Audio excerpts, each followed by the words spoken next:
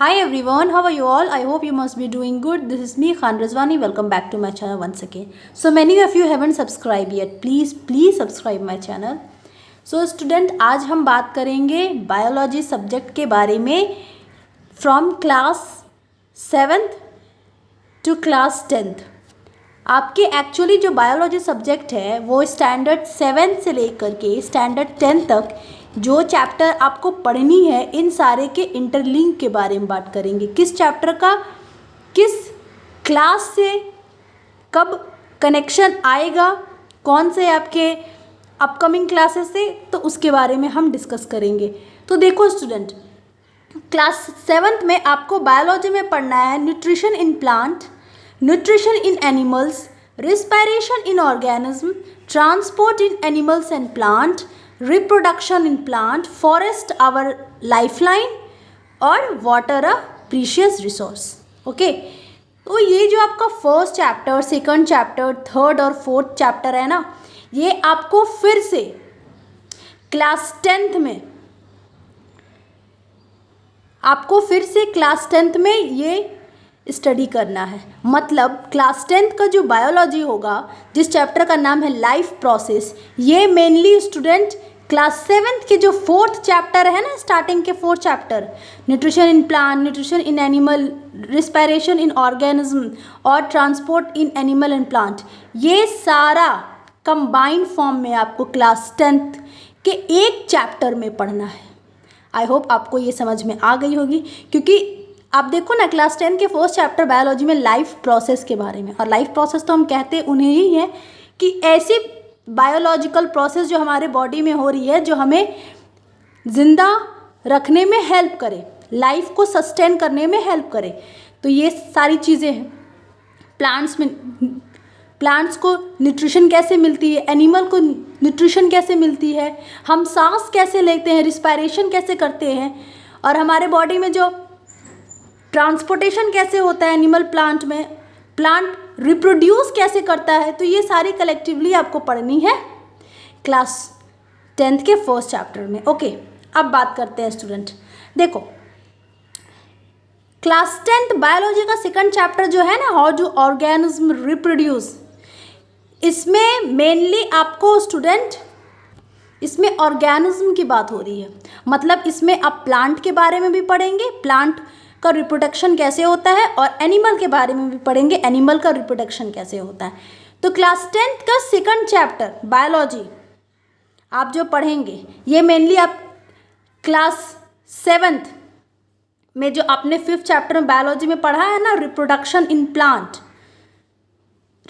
Plant आ गया ना, तो ये आपको फिर से अगेन आपको क्लास 10th में पढ़ना पड़ेगा। ठीक है, और आपको स्टूडेंट क्लास 8 में एक चैप्टर बायोलॉजी में रिप्रोडक्शन इन एनिमल, इसको भी आपको अगेन क्लास 10th में पढ़ना पड़ेगा, क्योंकि ये कलेक्टिवली है स्टूडेंट क्लास 10th में। हाउ डू ऑर्गेनिज्म रिप्रोड्यूस, और ऑर्गेनिज्म में आपका प्लांट भी आ जाएगा, प्लांट के भी रिप्रोडक्शन आप पढ़ेंगे जो कि स्टैंडर्ड 7th के बायोलॉजी में है, और एनिमल के भी रिप्रोडक्शन आप पढ़ेंगे जो कि क्लास 8th बायोलॉजी सब्जेक्ट में है। आई होप आपको क्लियर हो गया होगा। अब देखिए स्टूडेंट, ये क्लास 10 का थर्ड चैप्टर है कंट्रोल एंड कोऑर्डिनेशन, ये पढ़ना है आपको। फोर्थ में आपको हेरिडिटी एंड एवोल्यूशन पढ़ना है, और आपको पता है ये हेरिडिटी एंड एवोल्यूशन चैप्टर जो है ना क्लास 10th बायोलॉजी में, ये आपको फिर से क्लास 12th बायोलॉजी में पढ़ना पड़ेगा। मैं यहाँ पर मेंशन कर देती हूँ for your clarity, class 12th में आपको फिर से ये पढ़ना पड़ेगा।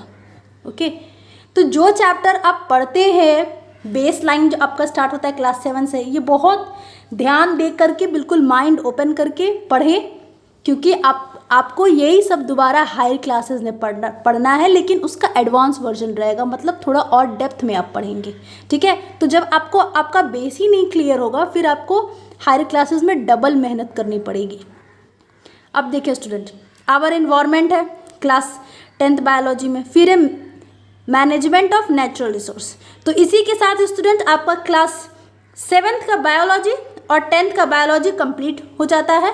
मैंने सबके इंटरलिंक कनेक्शन बता दिए हैं, कौन से सब्जेक्ट किस क्लासेस में ट्वाइस पढ़ने पड़ेंगे आपको। तो चलिए अब स्टैंडर्ड 8 बायोलॉजी के बारे में डिस्कस करते हैं।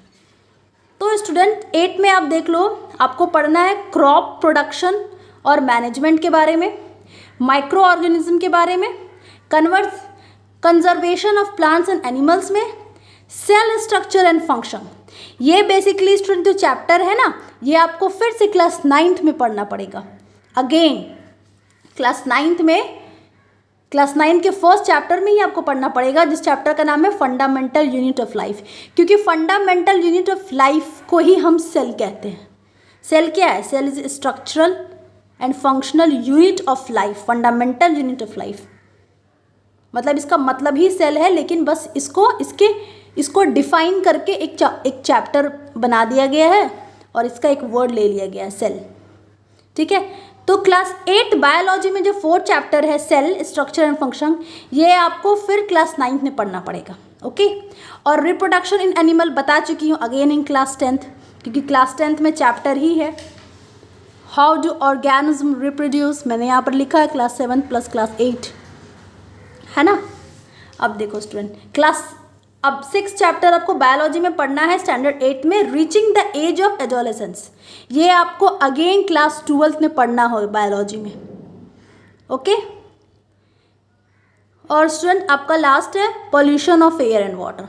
तो इसी के साथ आपके 8th स्टैंडर्ड की बायोलॉजी चैप्टर के इंटरलिंक कनेक्शन कंप्लीट होते हैं। तो चलिए अब हम बात करते हैं क्लास 9th। तो क्लास 9th में आपको student the fundamental unit of life पढ़नी है, जो अगेन क्लास 8 में आप पढ़ चुके हैं सेल चैप्टर के नाम से, और अगेन आपको क्लास 11th में भी पढ़ना है।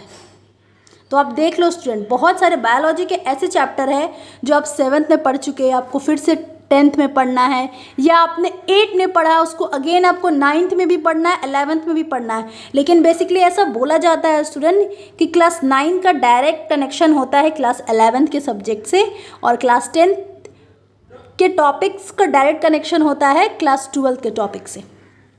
ओके, देखो स्टूडेंट, अब क्लास 9 में टिश्यू पढ़ना है, ये आपको अगेन क्लास 11th में पढ़ना पड़ेगा। ठीक है,